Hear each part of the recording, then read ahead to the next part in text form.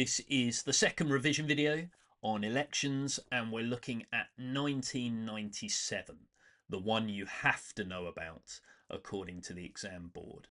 And it was a historical election, a historical 179 seat majority, a complete landslide for Labour after 18 years out of power. The turnout was 71.4%, and the proportionality was still rather inflated for Labour, but they had done well. They got 43% of the vote, which was a 9% increase, giving them 146 extra seats. The Conservatives got 30% of the vote and fell away badly, losing 178 seats. For what it's worth, the Lib Dems also gained 28 seats. Now, contextually, this was an exciting time, although I may be saying that because I was 18 at the time. But it was a time of, I think, optimism and cultural boom. So Britpop, the Spice Girls, the Premier League, indie cinema, the birth of the internet. London was booming as a city, and the West was coming out of a long period of recession and slump, although the Conservatives seem to get no credit for that whatsoever.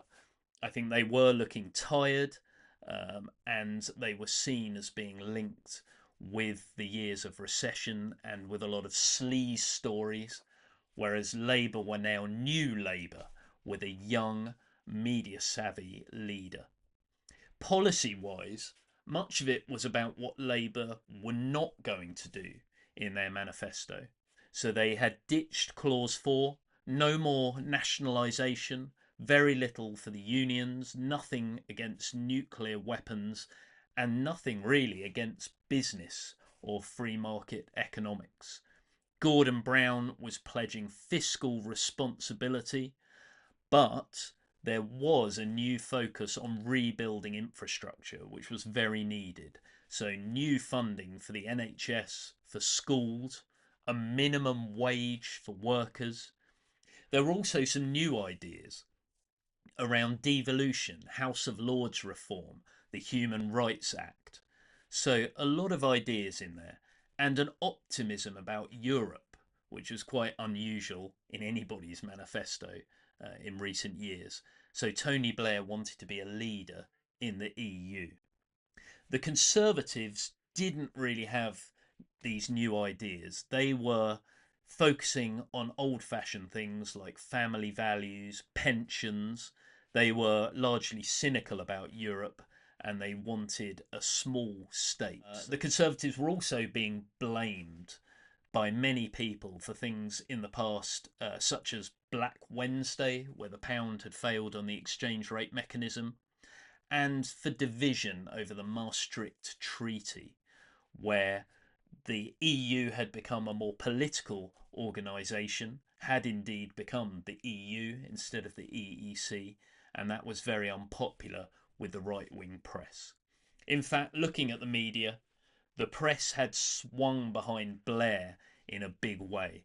So famously, the Sun backs Blair. Rupert Murdoch was supporting him, which is remarkable for a Labour leader. And that's not coincidence. Labour employed spin doctors like Alastair Campbell and had spent a lot of time getting more media friendly compared to Labour in the past. John Major, on the other hand, was portrayed on TV as a grey man. And again, there had been a lot of scandal. Sex scandals involving MPs like David Mellor, issues like cash for questions. And the outcome, as we've said, was a landslide. But there was also some cynicism. The turnout had fallen by 6%. Many left wing Labour voters had stayed away, and others thought that the parties were a bit too similar. There was too much spin. Maybe Blair didn't really stand for all that much. But it was, in the end, a time for change and quite a memorable election.